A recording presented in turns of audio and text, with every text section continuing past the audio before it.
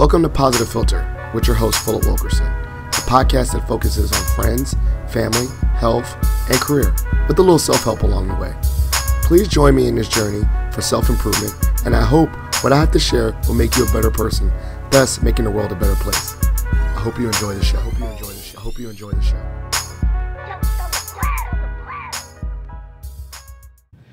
Hello, Positive Philter listeners. It's Philip Wilkerson with another episode of Positive Philter. If you've been following along this summer, you realize that I've been doing a Dean mini-series. And so in this mini-series, I've been having the good fortune of reaching out to all the various deans of the various colleges here at George Mason University to learn about the career journey in academia and just their thoughts on just random topics regarding their leadership and things like that. And it's been a great series. So today I'm joined by Dean Cody Edwards. He is the dean of the College of Sciences. You know, skip that. You're doing it. I don't like that word, interim. He's doing it. And I just want to learn a little bit about his journey, you know, maybe some thoughts on sciences, STEM, whatever. We're going to have a great discussion today. But before we get started, Dean Edwards, can you give a little overview of who you are, and then we'll go dive in deeper. So you don't have to do the whole bio, but a little bit about who you are. Yeah, absolutely. First of all, Philip, I appreciate you taking the time and providing the opportunity for me to participate. I'm excited about this, and so I think it's meaningful, and hopefully it'll be informative and entertaining at the same time. And you're right. I am the interim dean. I appreciate you saying that, just because some people may think, oh, he thinks he's the dean. Oh, you are. No, you say you are. Yeah, I'm certainly doing the job. That's right. There's terrific people around me. Yeah. When I look at where sitting in this office, which is a major goal for me. I've been at Mason for 20 years, most of those as a faculty member. And so when you look at sort of my path to get here, it isn't a straight line. I think that's probably a common theme when people achieve anything. They say, well, it was a complex journey, and it certainly wasn't a linear journey. And I fit into that category, I think, probably with the majority. And so, that's absolutely right. When I got into academia, and I'm happy to talk about that journey as well as we have our discussion today. But when I first entered into academia, it certainly was not with the intention of being an administrator. It really was. Sort of, I think with again a lot of people, I have terrific mentors around me, people that encouraged me, and when opportunities presented themselves, they were there to say, hey, this is a good opportunity, or this is not a good opportunity. Mm-hmm. You definitely should not do this. Not a smart move for you. So I'm happy to talk about all that. But yes, I in addition to being the interim dean, I am also my research is in the field of conservation genomics and evolutionary biology. And so I also have the privilege of being the executive director for the Smithsonian Mason School of Conservation. So a lot of what we do and what the scientists that we work with from the Smithsonian and from Mason and other organizations, we focus on preserving biodiversity, and mostly for us it's vertebrate biodiversity, but we're certainly keen on many aspects of that. So that's sort of what I do in my spare time. Yeah. In my fun time, I still enjoy that a great deal. Not just conducting research, but it's the student interactions that I have to have that. I don't ever want to give that up. So yes, I'm still conducting research, but I'm also still mentoring students, undergraduates, graduate students, postdocs, right? And I'll never give that up. I'm afraid that if I gave that up, I wouldn't be of any use as an administrator. So those interactions with colleagues and students are of paramount importance to me. So again, it's been an interesting journey, and again, happy to talk about the steps along the way. I love this. So I always ask this, going back to your origin story, like superheroes. You're the dean of science. Do you actually like science? Were you, doing bug collections or stuff like that, and doing experiments when you were a kid? Like, did you always have a love for science?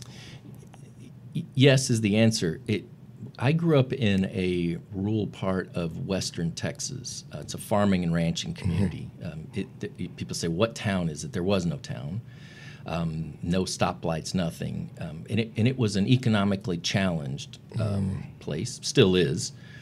And no one went to college, by and large. I mean, before me, I didn't know a single person that had ever gone to college. Maybe there were. It was very small. I don't know how we would have missed them, right? I mean, there were 20 and 30 people in each class, so you knew what everybody was doing. And what most people were doing was going into the workforce immediately after they graduated. And my brother and I were the first ones in our family on either side that ever went to college. So yes, we lived on a ranch, and we worked on that ranch, and we were around the outdoors all the time. We didn't have, there were no video games, nothing like that. There's 3 channels on TV, and so yes, I fostered a love of the environment. Then I had parents who loved being outdoors, grandparents who loved being outdoors. So there were people around me that shared that passion for the outdoors, and I always enjoyed science when I was in elementary and middle school and high school, and so when I had the opportunity to go to college, I knew that I wanted to be a science major. Okay. Yeah, I definitely knew that that's where my heart was, and that's where my passion was. What I didn't know was exactly what I wanted to do with that. Or what science is, because it's crazy. I mean, you could do biology, chemistry, whatever, anything. What was the ones that, especially with nature, did you gravitate to biology because of the, like you say, biodiversity that you're, and I'm not saying you connected it to now, but like chemistry to physics, I mean, science is a lot, right? Yeah, and I certainly enjoyed, you mentioned chemistry. I was a double major as an undergrad, and chemistry was my other major, biology and chemistry. So that was, I did appreciate and enjoy math, physics, many of the other fields. When I went to college, though, as you can imagine, my parents, who did not, again I mentioned, did not go to college, hardworking, amazing human beings. They're my biggest fans and reason that I've been able to achieve anything that I've been able to achieve. They said, do what you want, but they really wanted me to be a physician. Yeah, doctor, lawyer, bus, right? That's the money. Because they didn't, they didn't know college. They didn't go themselves. They knew no one that went to college. And so they were like, well, if you go to college, that's what you want to do. So when I first went to college, I was a pre-med major, and like many biology majors. And then I switched over to pre-dent early on to be a dentist. Yeah. And as it turns out, that you'll think the end of the story is that he did poorly in college and couldn't get into dental school. That's not what happened, actually. Actually, I did.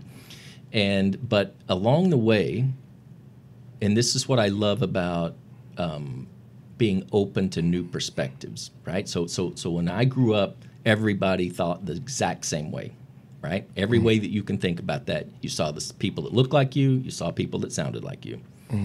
And when I went to college, that was the first time that I saw, that's right, my mind was completely blown. I was around people that were not just from all over Texas, but all over the United States and all over the world. Where'd you go?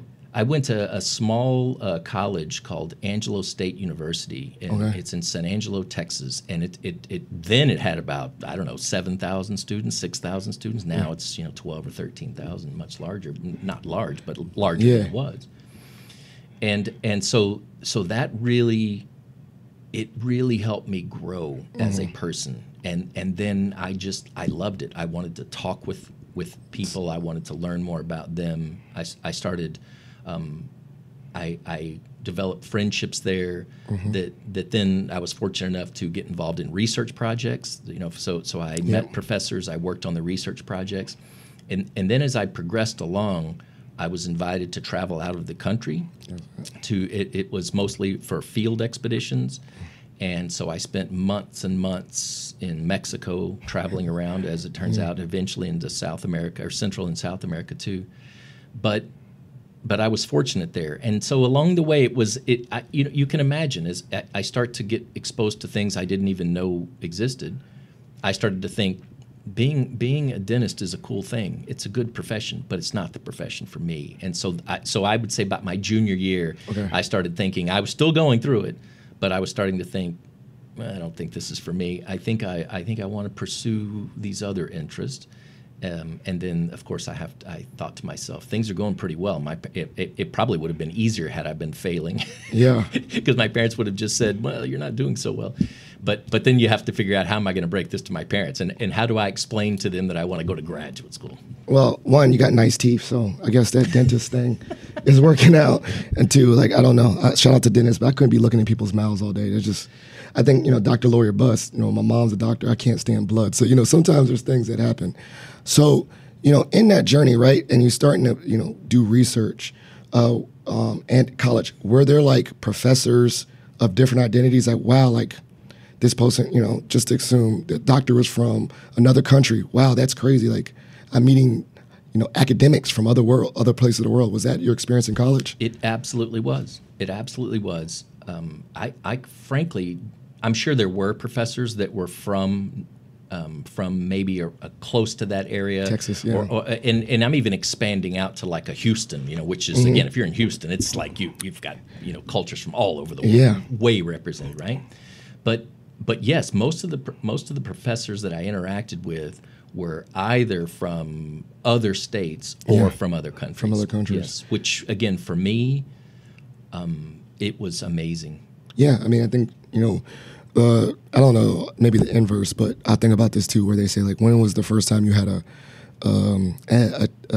academic that looked like you, right? And so maybe inversely, like, that could be said the opposite way, right? Like, when, for someone that is not a person of color, when did they have a professor or something that's a person of color? And so that's exposure, right? Just not only the curriculum, but just seeing academics of diverse identities, it leaves a lasting, impression on people.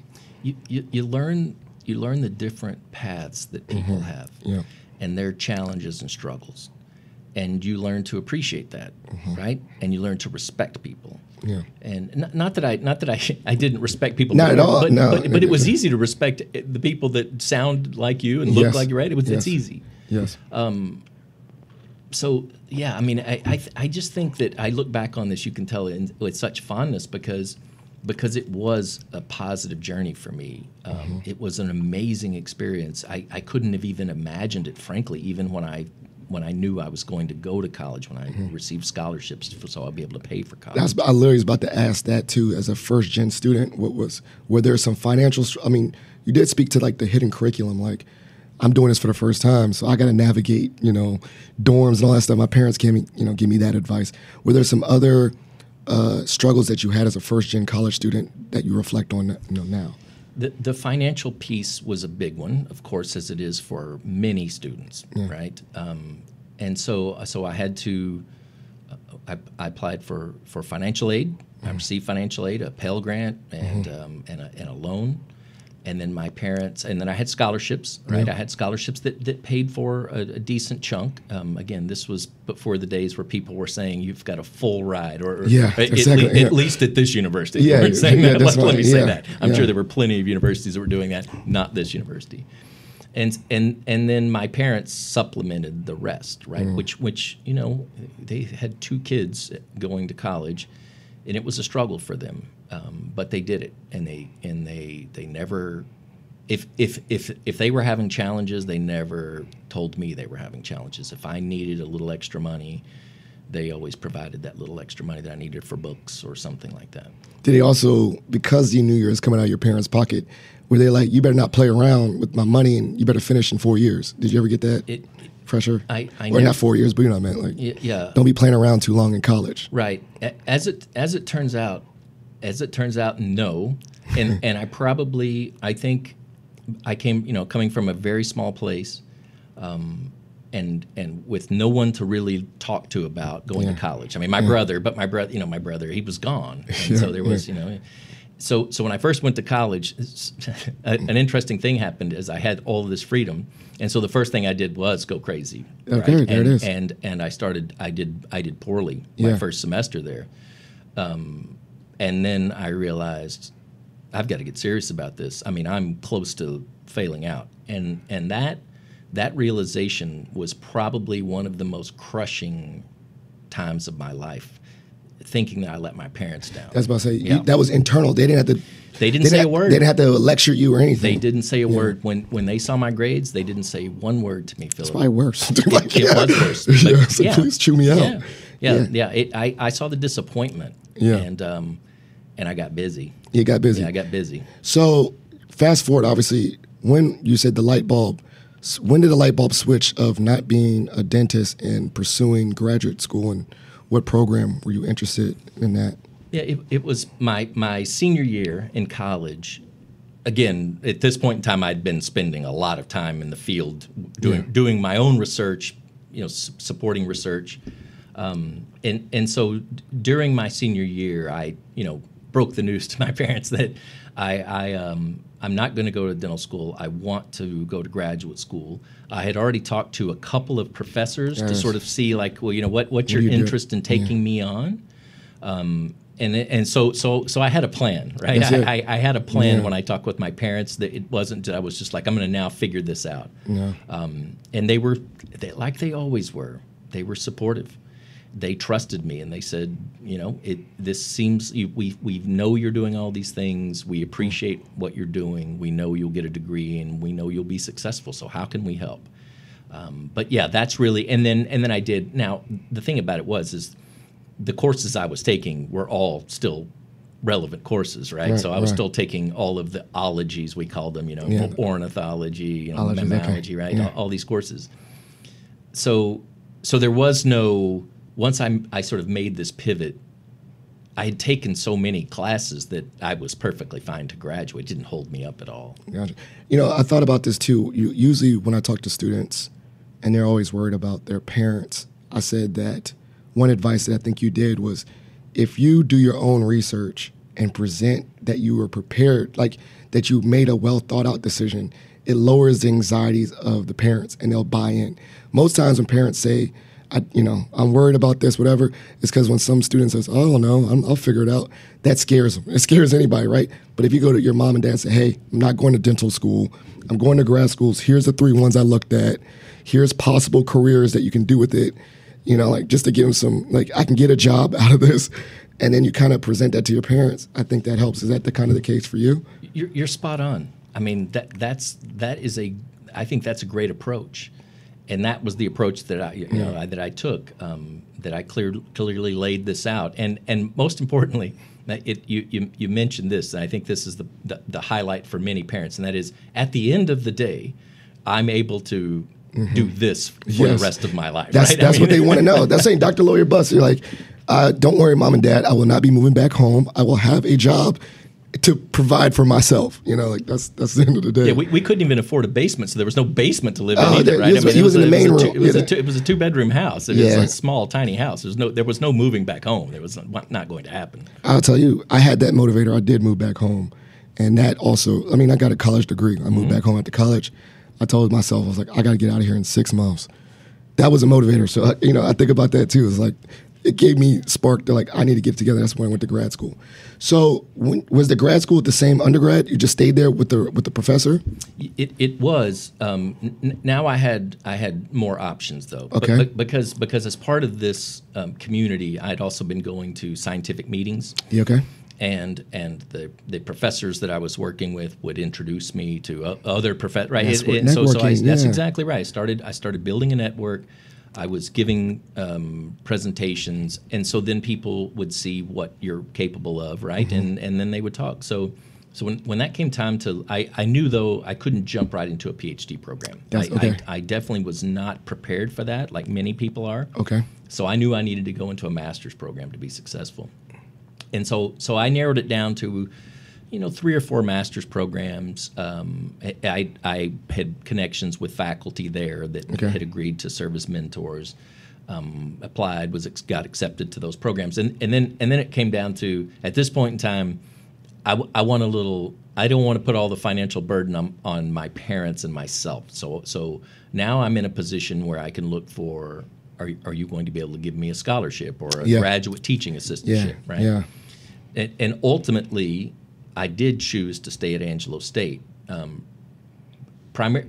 was a couple of factors. One financially, it was a very inexpensive place to live. Right? Yeah, where is this place? It's in San Angelo, Texas. But it's in sort of south central Texas. Okay, because I'm looking in my head when you said south, like West Texas. I was thinking like the only thing that came to my mind was like El Paso. Yeah, that's far west. That's far west. And I'm going to apologize to any of your listeners that are from El Paso. If you go to El Paso and start saying you're from West Texas, they laugh in your face saying you're not from West Texas. You might as well be from East Texas if you're not from El Paso. So okay, there it is. So my apologies to them. Yeah, it's like that's the only I'm like picturing the whole thing in my head. Okay. Yeah. So how far from you? Like were you like Austin or Dallas? How far were you from there? It's a good reference point. So if you drew a straight line from Dallas to El Paso, it basically right in between I'm from roughly that area. Gotcha. Right? So just most people would say I've been to Texas and they say the same thing, right? I've been to Dallas or Austin, San Antonio or Houston. This is not an area of Texas that a lot of you may travel through there on an interstate, but you probably haven't visited. But the cost of living was low, and the other places it was much higher. Well, higher or much higher. And so I thought this is probably a better financial situation. And then the person that became my first true mentor, who is like a second father to me now, I had been working with him. He was there. He was encouraging me, you should go other places. But then I realized this is who I want to work for. Right. And so he agreed. He had already agreed to serve as a mentor. And so I did. So I ended up staying there for a master's too, which was, you look back on your life and you say, I came to this crossroads. Did I choose the right path? Home run. That's it. Okay. Yep. That's it. You swung for the fences. Hit. I did. All right. So when in your journey, well, one, after you got your master's, what was your first, did you automatically go right into the PhD program, or did you get a good job in research and then come back to PhD? I jumped right into a PhD program. So I had an amazing experience as a master's student, including I started. I've spent a big chunk of my career working in the Galapagos Islands, and that was the first time that I got to go on a research trip to the Galapagos Islands. Is that where the Komodo dragons at? Komodo dragons? No, not the Komodo dragons. They're actually in. You have to go to the other end of the planet to get to. I thought it was Galapagos Islands. Some islands. That's where like the Galapagos, the finches, Darwin's finches are. Okay. And the Galapagos tortoises. Yeah, I feel like the word Galapagos Island was something of science and significance. It's off the coast of South America, 400 miles. Yeah. Okay. Yep. So you're doing that. You're like, wow. Okay. You enjoyed it, and I think that speaks to it too, right? Like a lot of people will say, continue through. Like if you are still in that learning mode, just keep on going from your master's to your PhD. I'll tell you right now, highly not recommend trying to go do a PhD with 2 kids and a wife. You know what I'm saying? Like it's not fun kids. So you were in that program. You was like, I'm gonna keep going. Did you do your PhD at the same place, or this time was like, yo, I need to go do a PhD somewhere else? Yes, they did not have. Angelo State did not have. I think they only have one PhD program now, and I think it's in nursing. Yeah. So there was no option there. I didn't need to stay there any longer anyway. Yes. So then I had same story, right? I was getting exposed to even more and more and more people. And then I started looking at PhD programs all around the country at this point in time. I didn't limit myself to. Not a couple of my master's programs I was considering were not in Texas, but they were in. One was in New Mexico, one was in Oklahoma. Okay. At the University of Oklahoma. But I started looking now. I had expanded nationally, and so I started looking at PhD programs all over and trying to narrow that down. Yeah. Where'd you end up? I ended up at Texas Tech. All right, so, you're not leaving Texas, yeah, man. Why you're not leaving? Texas is so big. You're like, I can stay in Texas and feel like I'm in a whole new state. Yeah, it's interesting too. You'll see a common theme up until 20 years ago. You love Texas. It's like my family has been in Texas for over 130 years. And so going back to the 1880s, they lived in the same little town. So they were one of the first 2 or 3 families that moved, right?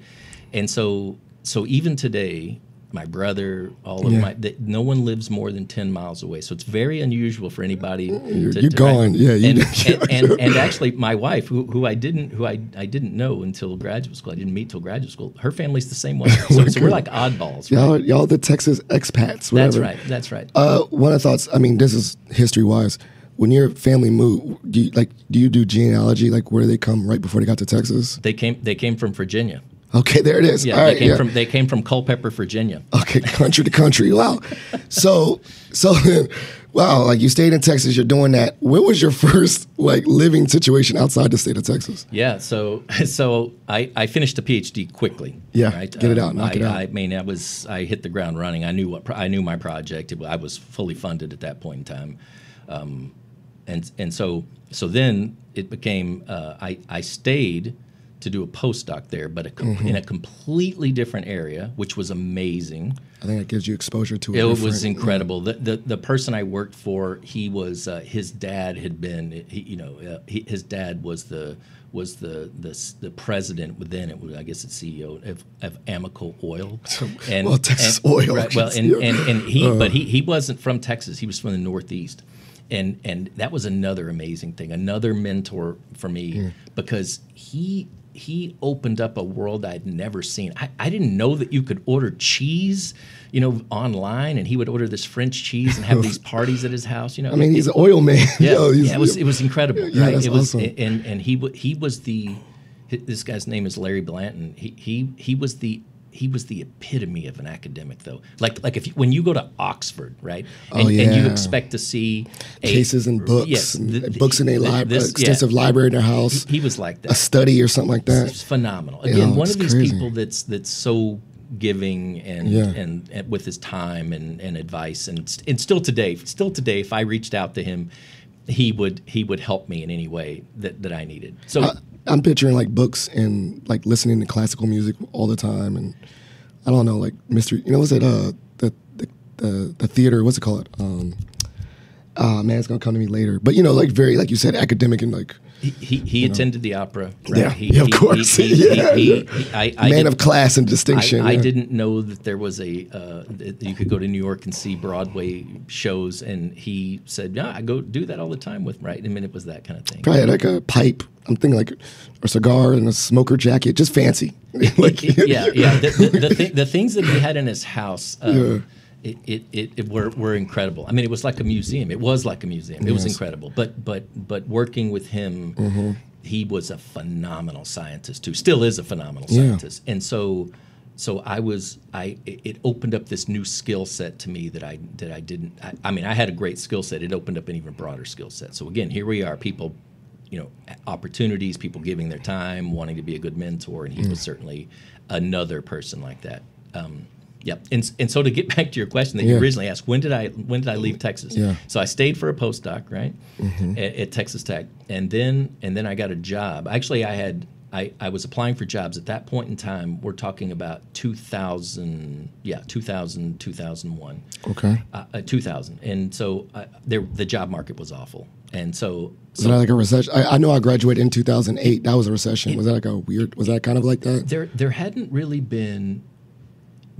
been a massive turnover in higher ed. Got it. Right. So a lot of people who'd gotten jobs in the 60s, when higher ed really exploded, right? Yes. Those people still had those jobs, and they weren't giving them up. That's it. Okay. It was a new wave. Right. Gotcha. And so I applied for jobs, the jobs that were open, right? That I was qualified for. I think there were 4 or 5 of these, and one of them. There was one at the University of Alaska, Fairbanks, and there was another one in East Texas at a place called Stephen F. Austin State University, which is north of Houston, about 2 hours in Piney Woods. Beautiful place. It's an older university. And so I ended up getting interviews for both places. I interviewed at Stephen F. Austin first, though, and they found out. They asked me, "Are you applying at other places?" And I'm not only am I applying, I'm leaving here and I'm flying immediately to Fairbanks, Alaska to interview.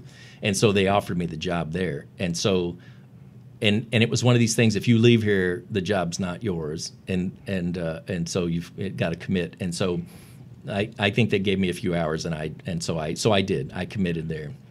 And so that was the first place I was a professor. Still in Texas, though. Yeah, I'm sorry, man. I love this. I feel like I need to have a map of Texas and just say, I say, Cody Edwards, the man of Texas. Yeah, if you've ever lived in East Texas, though, the people in East Texas don't view themselves like they do, like many other Texans do.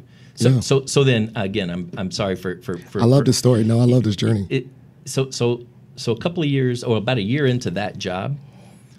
Which was an odd situation. My wife was finishing up physical therapy school. She was actually living still in Lubbock for part of that, and then she moved to she was doing these rotations, and so we were living apart. And so I had a friend that worked at the Smithsonian that I had met early on. All right, so here we go. Here we go. And he told me, "Hey, there's this job at this university called George Mason University." That's it. All right.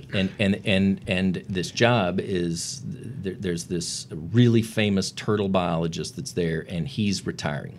Okay. And that's the old guard you were talking about, right? That's exactly right. The old guard was coming out. That's exactly right. And he said, "You missed the deadline." Yeah. You missed the deadline, but I reached out to them, and they said that they're still taking applications. So if you're interested, so I did. People connection networking. That's right. Wow, turtle biologist too. Yeah, this guy he was really famous. As a matter of fact, he was still here when I interviewed, and they said, "Oh, if he doesn't like you, you're sunk right off the bat." Because he was a pillar of the university. He was actually. This was in the days before. Mason couldn't even imagine being an R1 at that. This was still a teaching university. I mean, it still was. It was pivoting, no question about that. But people still viewed this university as a commuter university. Yes, it was. Right, and people taught, then did research. Okay, what year was that? This was I came here in 2004. Okay, I graduated 03 of high school, and I say that to say, like, I remember going here, like visiting, and it was like, this is the school that you went to. If you didn't, get your act together, you go to Nova and come here first.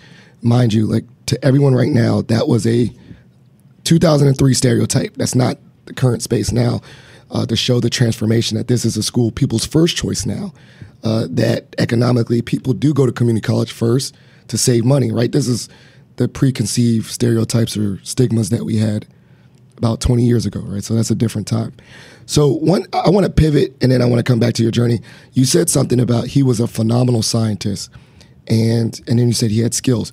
Just for the listeners, particularly young people, what skills make someone a phenomenal scientist? And grow, I like the broadness of, like, is it curiosity? Is it the ability to communicate? What things when you think of a good scientist, what would you say? You're on the right track. I think the first thing that people might think I'm going to say is you have to be very smart, and I'm not even going to say that. Okay.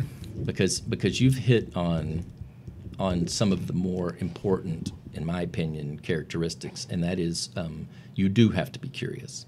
I think that's with a lot of fields. You need to be intellectually curious. You need to be open to new ideas, new thoughts, new opinions. I think you have to be driven. There's no doubt about that. Again, that's not unique to science, but I think you need to be driven. And then the communication is another key to just about any discipline I've seen, including in administration. Right, is you need to know how to communicate with people. How they communicate. You need to not only say, "Listen, this is how I communicate. You're going to communicate with me this way, Phil." Right? No. I need to know how you communicate, right? Because I need to meet you where you are, and so I think those are all important pieces to that. I also think that for me, that mentorship piece along the way was cool. I had I made really good grades in school and everything. I was ranked in. I got scholarships, all those things. Yeah. But without the mentors, I wouldn't be here today. So relationships, people relationships, collaboration. Because, like, if you're a scientist, you're mostly working on teams with other people, and interdisciplinary teams. I'm thinking like there's a total pivot, but I'm thinking like the Manhattan Project, Oppenheimer, right? Like he was super smart, but had to somewhat be socially aware, like to have people, even though they said he was very quirky. But point is, he knew he couldn't do X, Y, Z as a scientist alone, right? You can go it alone, right? But to achieve anything on a grand scale, you're going to have to know how to work in groups, right? To solve grand challenges and things like that, you must know how to work in interdisciplinary groups. Right? Research, particularly research, right? That's exactly right. And it's the same thing being in these leadership positions. That I rely on the relationships that I've established in these 20 years and partnerships every day. And to be successful and to move this college forward. I love it. So, you've had quite a journey. One of my questions is, was that exciting to come to a university where the old guard was graduating? Did you see like, wow, even though it's in Virginia, maybe it has a lot of opportunities because it's going to scale up, it's going to grow eventually, or like, did you see that potential when you took the chance in Virginia? No doubt. And the people, the staff and students and professors that were here before that will tell you, they would say, you need to say that when you came here, you could see that this university was pivoting, had already started pivoting, and they were already on an upward trajectory, no doubt. And and even my colleagues at the Smithsonian said that, is this university, there's something interesting going on there, and they were spot on. And when I came here, that was it was basically a blank slate. That's what I was about to say. Yeah, you could have an impact. I'm not saying if you go to other universities you couldn't, but if you go to Harvard is Harvard, whether you're there or not. It already had establishment. That's right. And But this university, and I think that's still the case today. Yeah. But then it was especially like that. If you wanted to make an impact, you could make an impact, and that was terribly exciting to me. Or like sink or swim, like you'll get thrown like for you I'm assuming, and you can correct me, is that it does infuse leadership because there's a blank slate. So you'll be like, you might be doing at this university, a smaller school, you might have to learn how to do like finance. Like you're going to lead a project, but not only do that, you got to learn how to do it with no money. Like figure this out. Like kind of like it's like put the plane on because it was young and new. Phil, that's still the way it is today. I know. Right? I can see that from my experience. I brought Harvard up, and I guarantee your listeners are going to laugh saying, this place doesn't have Harvard resources. And you're like, no we ain't got Harvard money. It doesn't. And that's what makes this place even more special, right? Is think about where we've come, where we're going, and without, billion-dollar endowments. Yeah. It's really insane. It's to scale. I think that's, I'm a proud Mason alum, so I do have that kind of like state of Virginia chip on my shoulder. At the same time, I think that's one of the things I do like about it is that we're resourceful and get things done. But at the same time, I'm like, dang, wouldn't it be nice to have that Harvard money? Like, it'd be nice to have those resources. So it's the flexibility of it, right? Like, you can't have everything, grass is greener. So as you were coming up, you came here for teaching, you came here for faculty. When did it start to pivot to like maybe department chair or leadership in the academic realm? Yeah, that started to happen after I'd been here for close to a decade. Okay, right? 10 years in, you're just doing your thing. Right. So I went through I was an assistant professor without tenure, and then eventually, got promoted to an associate professor with tenure. And right about that time, there was a professor here in the College of Science named Rick Dicio, and he was a geologist, and then he was an associate dean in the college at that time. Okay. And there was another person that was sort of coming into a similar role. It was a chemist named Tim Bourne. And I liked both of them a great deal. And I went to them and asked them lots of questions. They were on, especially Tim. He was just a few years older than me, but he was a phenomenal chemistry professor. Students loved him. Mm-hmm.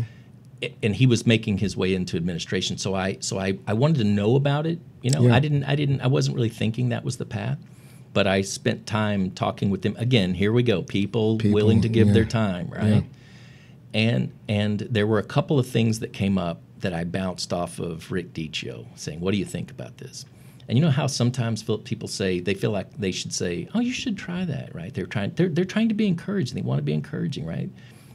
he was encouraging, but he said that would be a disaster. Like, this is a dead end, and you're going to be ruined in this, because this is an opportunity that's not thought out, and the people doing this haven't thought about it, and it's going to fail, and the person in this is going to fail, and they're going to be failures, and that'll be the end of them, and administrators. And I'd never heard anybody talk to me like that before, like lay something out, like, because he was politically savvy. Right. Oh, so he knew that, like, once again, communication, and also learning the intersections of state and policy and government, that you gotta, I'd say the president at Mason has to wear 3 hats. He has to, like, be a money person, business person, but then he's got to be a politician down in Richmond, and then he's also got to be a, academic. The 3 hats: businessman, academic, and politician. And for certain roles. That's not everywhere, but you have to think about how does external policies, like you said, influence it. Like, you can have this policy and it's dead on arrival.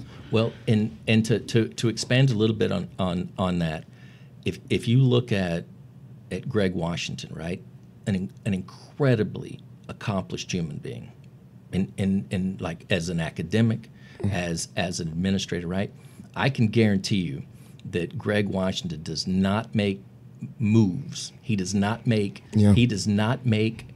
professional moves, right? From being a faculty to without he's calculated. Chess, not checkers. That is exactly right. Yeah. And that's what Rick was teaching me. Yes. Is just because this is a leadership opportunity, don't jump at every leadership opportunity. That's you it. must think about these Chess, things. not check. Make your moves. That's very, right. And yeah. you need to learn how to ask the right questions. And you don't know how to ask the right questions. And you need to get savvy about that before you think about doing this. That's what he was telling me. He was telling me, I'm telling you, this position is going to be in this position for about 6 months, and they're going to can it. And that's exactly what happened, by the way. Yeah. Or, like, I thought about it too, right? Like, you take, it's like, man, this is one thought about getting blessings later, right?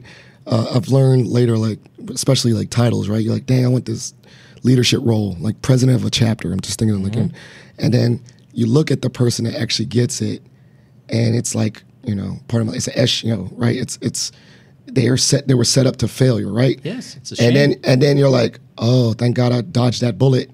Understanding it was chess, not checkers. Like, was the infrastructure in place, or when I come into this place, am I going to be the fall guy, right? Like, that chess part. Like, is there things where similar? I tell students a lot too. Is like, when you think of a job as a great opportunity, ask those questions. Like, even if this sounds great as a great opportunity, am I going to be like, get in this position and then I be the fall person? So ask, what accommodations do I have? What systems are in place to help me succeed?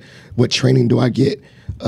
How many days do you expect me to do well, so that you don't get there and everyone's like, oh, you're terrible, because they expect you to turn this all around in 1 week. So these are chess moves. I love it. In any field. Yeah, right? any field. In any field. The excitement is great. Yes. But you do need to take a step back and think, is this a smart move for me and my family? Yeah, right? who am I reporting to? And again, to my good fortune, this wasn't me bragging, saying, oh, I figured this out, Philip. No. I would have made the mistake. I love that story where that man said, like, cool your horses. Did you ever, like, in retrospect, when it did go down like did you ever, like, reach out to him and say, thank God you helped me dodge a bullet? Multiple times.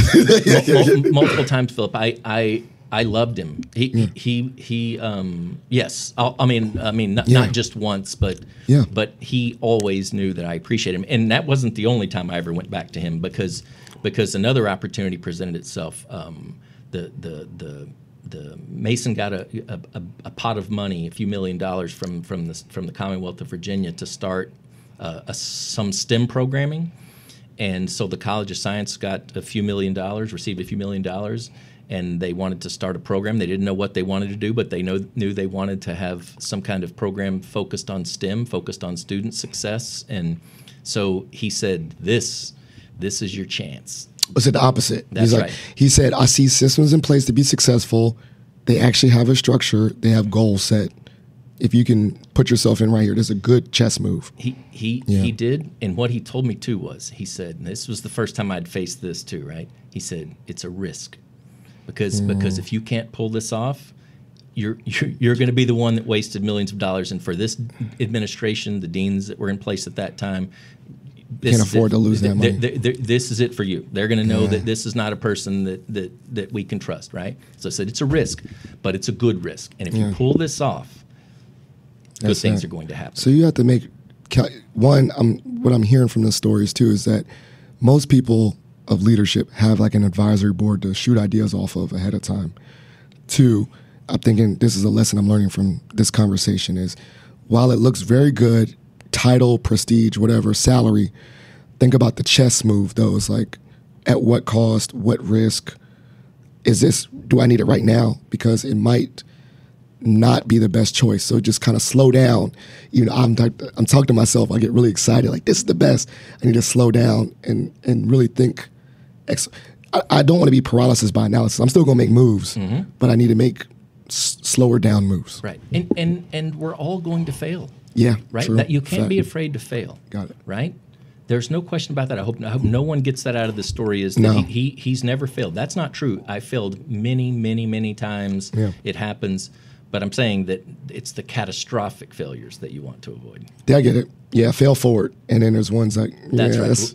That's not a fail forward. That's like going to knock you on your ass kind of one. And take responsibility with it. Yeah. Right? That's another thing is I sit there and I self-reflect. I do this on a daily basis, by the way. And I think to myself, what did I not do so great today? And how would I correct that, right? How am I going to correct that? And that's been beneficial to me too. But that central theme has been others, right? Mentors, people willing to give their time to me. That if I just and again, I sound like a broken record. Not at all. I was about to say, if we coded this interview, mentorship is going to be a key theme in my coded interview of this, and that is it's a central part of your complex journey. It was people, mentors, people as a great resource for science, STEM, and it's almost like you said you could do science alone, but it's probably not the best strategy. No, I love it. So I think we could talk forever, but I know I want to respect your time. This is the part of the show called Shot for Shot. Okay. I get to ask you any random question. You get to ask me any random question. You want to go first, or I'll go first? Go ahead. So I've heard that football is religion in Texas. Even in your small town, was that the case? If not, when you got to other schools, did more exposure? Are you a big football fan? I am a huge football fan. There's no doubt about that. Interesting, though, where I went to school, there was no football. Yeah. It's only basketball and track and things like that. So I never played football. I played like Pop Warner, whatever. But I mean, when I was a little kid. But yes, am I a giant football fan? Yes, I'm a huge sports fan. Okay, take it. Really big sports fan. Yes. So quick pivot then. Who's your top three teams? You can say football, baseball, all that. Just three teams that you rock with. Sure. Well, of course, I'm from Texas, so in football, I hate to say this around here because I know people don't like it, but the Dallas Cowboys are my football team, right? I'll give you that.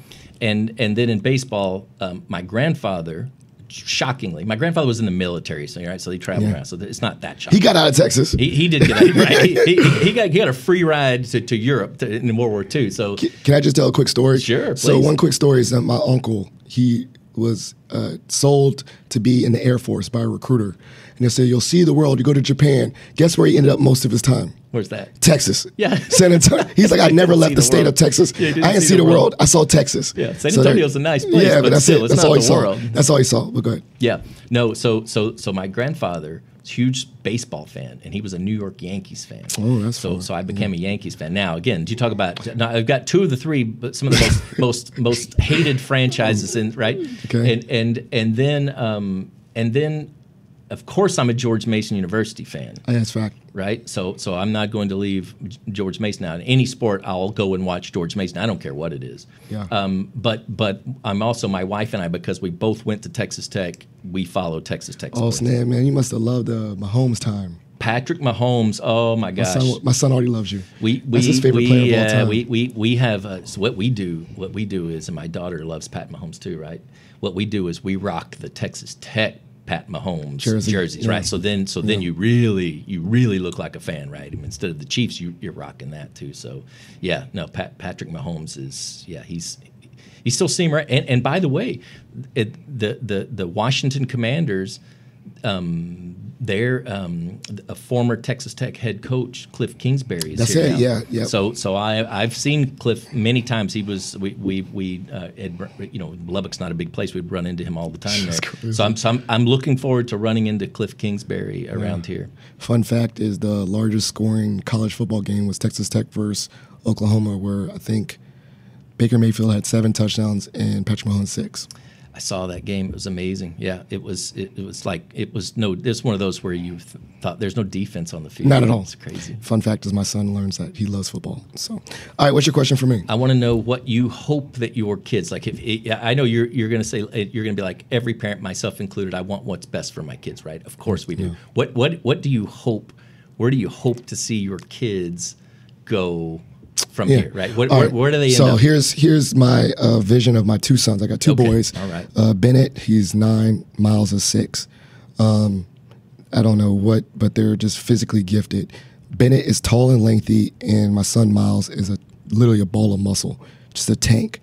So some of my aspirations is that they do use their physical gifts in a sport, but then at the same time, also they're different, not smart. They have different things. So Miles, I see as the most social butterfly, life at a party, probably is, he says hi to everybody. And so I can vision him having a very deep social circle, right? My son Bennett is brilliant. Like, he's in advanced placement. He loves football. So I was like, maybe football IQ. But he loves to learn. He's smart. He's already read, like, I don't know. This dude is so smart. He's like an encyclopedia. He's the one that told me about, like, fun fact, did you know, like, where'd you read that? I read it once 6 months ago.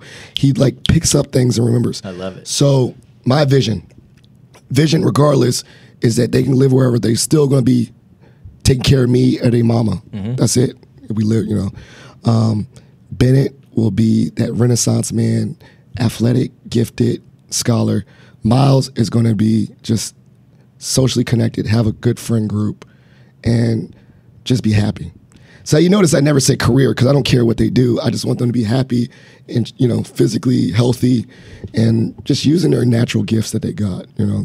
That's all I can say. Yeah, it's fantastic. Yeah. I knew, I could tell your eyes lit up. I love to see that. So I ain't gonna lie, I'm lighting up now. They get on my nerves, but I love them. Shout out to my kids. But, that's the thing too, is that quick pivot. We live with my mother-in-law. My father-in-law passed away, and we lived together, intergenerational. And I was like, they're seeing it. They're seeing this model that one of y'all, hopefully you have a partner, man, woman, I don't care. Your partner understands that the agreement is someone's taking care of me or my wife. We're living with y'all. So either way, I don't care what you do, doctor, lawyer, bust, any career, have a room for me. Yep. I'm there. Or your mama. Like, have a room for one of us. So you take care of us, because I think that's what certain families do well. So I'll add that to the vision. I was like, my dad lives up here in the attic. They give me food and let me play video games. Well, I think probably the main theme in all this, and what you just said too, it is the family piece to this, right? Oh, yeah. I mean, I mentioned my parents from the beginning. They're the other people, up until I met my wife. I mean, they were the foundation. Always have been. Always still are. Right. Still my biggest cheerleaders. But yeah, so I get it. That family piece is take care of me. Can't be discounted. Yeah, especially in this economy. I need to live with them. Yeah, right. So this is this has been a great show. Now the opportunity is called shout outs and plugs. These are things that you want to share. Shout outs, show love to anyone, your parents, mentors, whatever. And then plugs. These are things, resources, things that I'll write down to make sure I put in the show notes, whether it's what the College of Science doing or Smithsonian. So shout outs and plugs. Well, I've talked about all my mentors today, and so I certainly I'll mention a few of them. Bob Dowler was the person who I worked under as an undergraduate and as a master's student, and then another mentor. My I suppose say my second largest mentor was Robert Bradley, who was my major professor at Texas Tech. I mentioned Larry Blanton, who again was sort of this, the Renaissance human being that opened up the world. And then I mentioned Tim Bourne and Rick Dicio.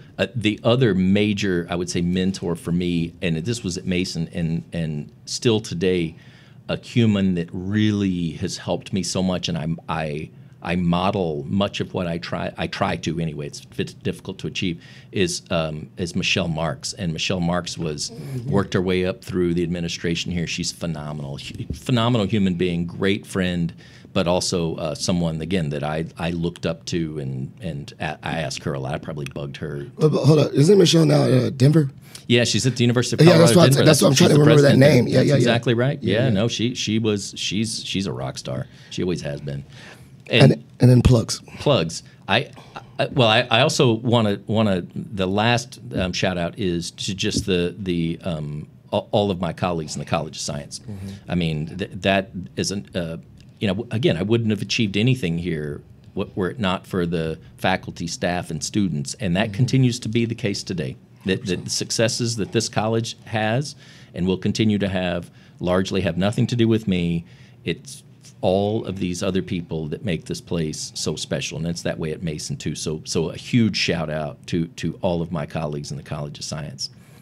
Plugs, I definitely want to plug my dean's blog, right? And I have a few people from our marketing and communications team that they're phenomenal people, phenomenal professionals that they basically help and direct that blog and make that blog happen is what they do. And then I also want to plug some of the, I would like for people to take a look at the College of Science website and the College of Science, all of the social media, to look at all of the really cool things that our scientists are doing. And that's not just in labs either. That's in the classroom. We have incredibly talented teachers, and so I want to plug the professors in this college. And so if there are students out there, if there are listeners that are interested, and you say, well, how do I get connected with these amazing people as mentors? First and foremost, you can reach out to me. I mean, I'm always happy to play it back, right? And I do that, and I will always do that. But we have some really, really amazing people in this college. So, yeah, I send a big plug out to them. I want to plug the work that they're doing. Excellent. I'll make sure to connect and I don't get all the social media links, but if there's a subscription list to the blog, a subscription link to the blog, I'll make sure to include that in the show notes because I think that's a great idea. Newsletters, seeing content come in helps you absorb what's going on. Positive Philter listeners, this has been a great episode. As you know, every episode is dedicated to the memory of my father-in-law, Jeff Kirsch. So please consider donating to the Jeff Kirsch Anti-Hunger Fund for all his work fighting food insecurity during his career. Secondly, if you're a member of the Mason Nation, please consider giving up Pats for Patriots to elevate the kindness of someone else on campus. Please, a kind community helps us all thrive. So thank you so much for listening. Please like, subscribe, write a review, anything to elevate this podcast, and have a great day. Thank you for listening to Positive Philter, a podcast that focuses on family, friends, career, with a little self-help along the way. If you enjoyed this podcast, please share it with your family and friends, and like the Facebook page, Spreading Positivity of Movement. Thanks for listening.